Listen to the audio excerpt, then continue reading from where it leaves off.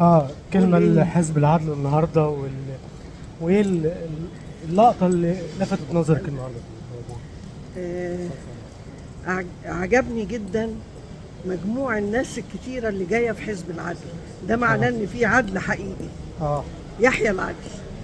آه، اخبارك الفنية ايه؟ لا، ما عنديش حاجة دلوقتي. ما بتتفرج جاليش على ايه حاجة. في رمضان؟ بتفرج على كل حاجة. ايه اللي عاجبك في الاعمال اللي انت بتتفرج عليها؟ والله بيقدموا برامج كويسة. البرامج. البرامج. مفيش البرامج. مسلسل انت متابعاه لا، مش متابعة حاجة. اه يعني برامج ايه اللي بتشوفيها؟ تقولي رامز جلال مثلا. يا عم بلاش إحراج بقى، أنا لسه دماغي مش فاضية اه دلوقتي. يلا سلام. طيب، احنا السيد الرئيس بيقول لا للتهجير، تقولي كلمة؟ لا للتهجير طبعا. اه بلدنا أولى بينا. اه محدش يهاجر من هنا أبدا. اه بلدنا جميلة وأجمل بلد في العالم. تحيا مصر. تحيا مصر، تحيا مصر، تحيا مصر.